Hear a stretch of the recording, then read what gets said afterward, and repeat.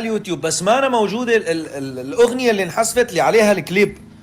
هاي اللي عم تشوفوها هاي من التوزيع الرقمي، هن اللي بينشروها. ليش أنا موجودة على كل المنصات إذا بتحبوا تسمعوها، بس الكليب بالذات على حسابي الانستغرام نشرته كامل، بس على باقي المنصات موجودة. حتى على قناتي الموسيقية موجودة، بس حاطين صورتي بروفايل، اسمي واسم الأغنية، صورتي واسمي واسم الأغنية بس. تمام، يعني الأغنية موجودة، وراح أحط لكم هون الرابط على اليوتيوب موجودة، بس بدون كليب.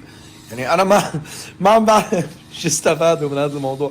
والله العظيم يا جماعة أقسم بالله لك، حتى بالبداية والله العظيم الأسلوب معي ما كان راقي. انه انا من فلان منطقة، وانا من فلان ما بعرف شو وبعمل وبساوي شو انت ما هذا اسلوب فني. ما كان في اسلوب حتى بالكلام، بالحديث الرقي بالحديث ما كان موجود. فما بعرف كيف ادعى انه فنان مع عدم احترامي حتى لإله. عرفتوا؟ ما راح اقول مع احترامي، لانه هن ما احترموني، ضربوا مخالفة، كان اسلوبهم ما راقي معي.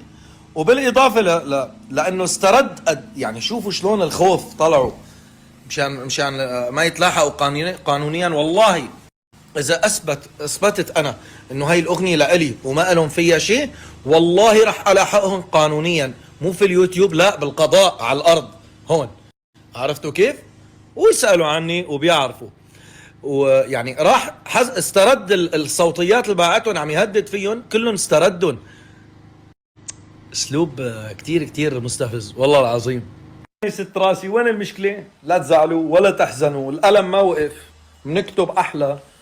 وهلا انتظروني كمان بعيد الفالنتاين، مخبي لكم من 9 شهور هي معي، اسمها العالم أجمع، محضر لكم إياها لعيد الفالنتاين. تمام، بتهدوا لبعض انتظروا هاي كمان. هلا هو اوكي انه الاغنيه كانت عامله ترند، بس نحن مو اول مره بنطلع ترند يا جماعه، وهي ترندها هيك شوي بالذات يعني غريب. انا وعلى كرسي الحلاق من اول ساعه، انا وعم بحلق طلعت ترند. العمى شلون كنا عم بعمل غير شيء، شو بطلع فوق الترند. في شيء فوق الترند ما بعرف. فما تزعلوا، موجوده على حساب الانستغرام، كل ما بدكم تسمعوها روحوا لهونيك اسمعوها. بس انا المخالفه على القناه اكدت لي تماما انه الموضوع هو ضرر، مو موضوع اغنيه.